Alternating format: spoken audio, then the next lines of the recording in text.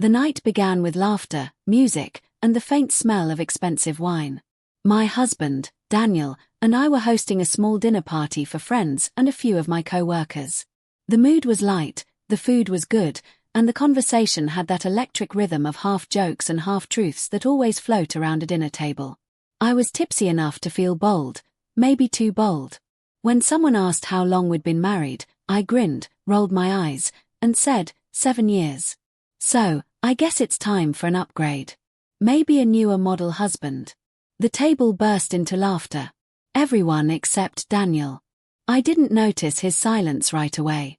I was too busy enjoying the attention, the playful gasps, the teasing remarks from friends. Careful, Daniel, one of them joked. You might get traded in. I smirked and added, well, maybe I'll find one that actually listens. More laughter. But Daniel's smile was gone. He just stared at his plate, his jaw tight, eyes dark and unreadable. I thought he was being dramatic, sensitive, even. It was just a joke, right? Married couples tease each other all the time.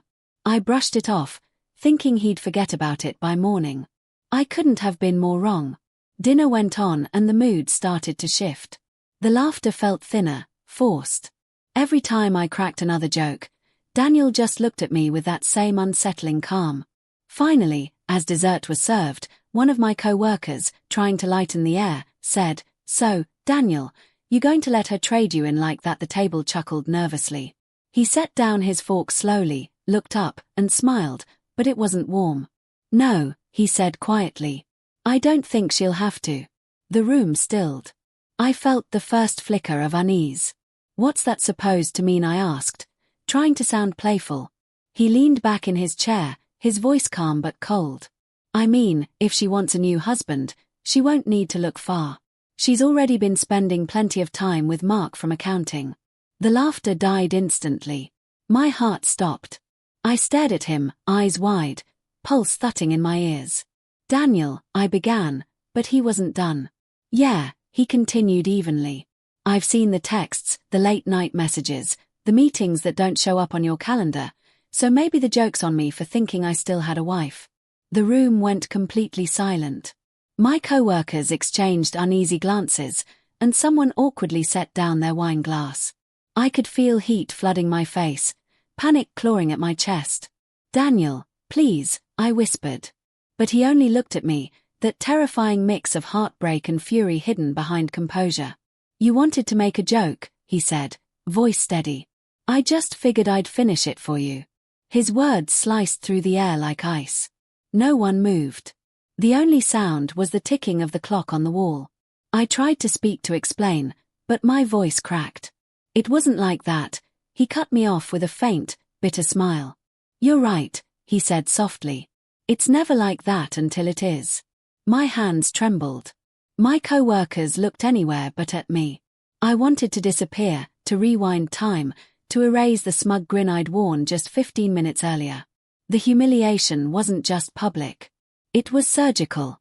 He'd chosen his words like blades, and everyone landed where it hurt the most. After a long, unbearable silence, Daniel stood. He straightened his jacket, placed his napkin on the table, and looked at me one last time. You always wanted the last word, Emma, he said, voice low but steady. Now you have it. Then he turned and walked out the door, leaving behind a table full of people too stunned to speak. I sat there frozen, my pulse racing, my throat dry, my stupid laughter echoing in my mind like a cruel ghost. No one said anything for what felt like an eternity. Finally, one of my friends whispered, Emma. Was he serious? I didn't answer. I couldn't. The shame was suffocating. The words I'd once used so casually had come back like a mirror, showing me who I'd become, cruel, careless, and disconnected from the man who once adored me. I realized, sitting there in that suffocating silence, that I hadn't just lost his respect. I'd lost him. When I got home that night, the house was half empty. His side of the closet was bare. A note lay on the kitchen counter. Just 3 words. Enjoy the upgrade. That's when I finally broke. I sank to the floor, shaking, the weight of what I'd done crushing me. My jokes had always been my armor, my way of feeling powerful. But now, stripped of everything, I saw the truth. They'd only hidden my fear, my arrogance, my neglect. And the man I'd mocked was gone for good. It's been months since that night. I see him sometimes from afar, living lighter, freer, like the pain I cause no longer chains him. I smile bitterly every time someone says it was just a joke because I know better now.